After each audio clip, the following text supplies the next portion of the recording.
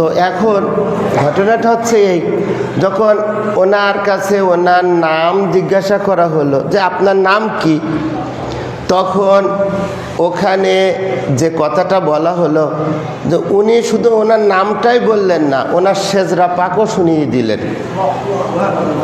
ওনার সেজরা পাকও শুনিয়ে দিলেন।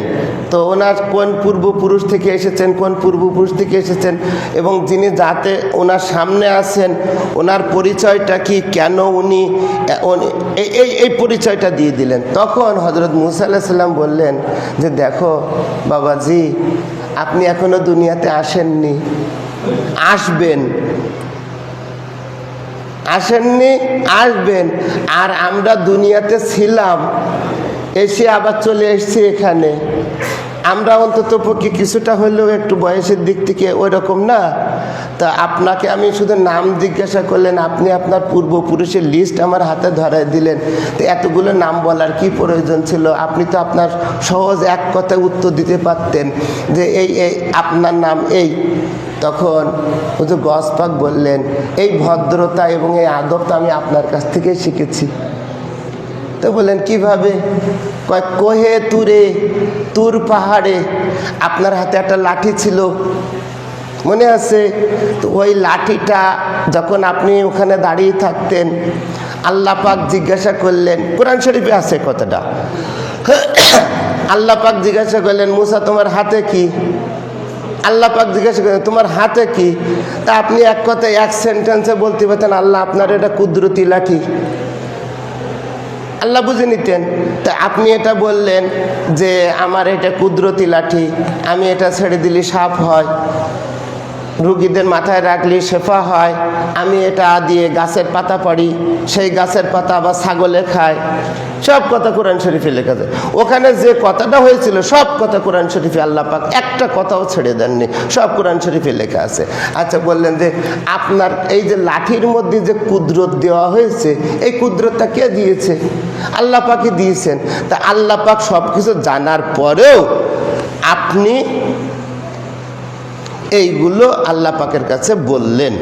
আসলে ঘটনাটা হচ্ছে এই, আপনি চাইছিলেন যে আল্লাহ পাকের সাথে আপনি কিছু কালাম করতে চান, একটু বেশিভাবে কথা বলতে চান, আল্লাহ পাক যেন আপনার দিকে তাকিয়ে থাকেন, আপনাকে খেয়াল করেন, এটা আপনি চেয়েছিলেন। তা শুনে রাখেন, আমি অহেতুক এটা বলিনি।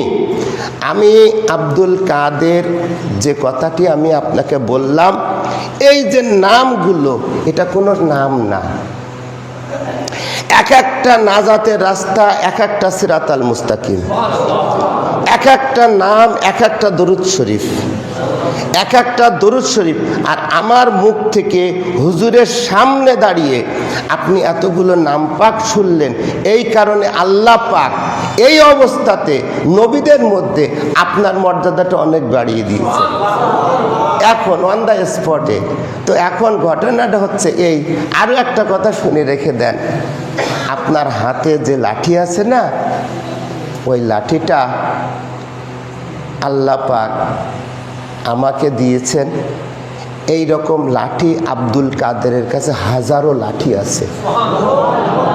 হাজারো লাঠির মধ্য থেকে আমি একটি লাঠি আমি আপনাকে দিয়েছি, যে লাঠি দিয়ে আপনি নীল নদের দরিয়া রাস্তা পার হয়ে গিয়েছেন এবং ফেরাউনের কবল থেকে আপনি রক্ষা পেয়েছেন, এবং আপনার উম্মতেরা 12টা রাস্তা তৈরি করে নিয়ে পার হয়ে গিয়েছে।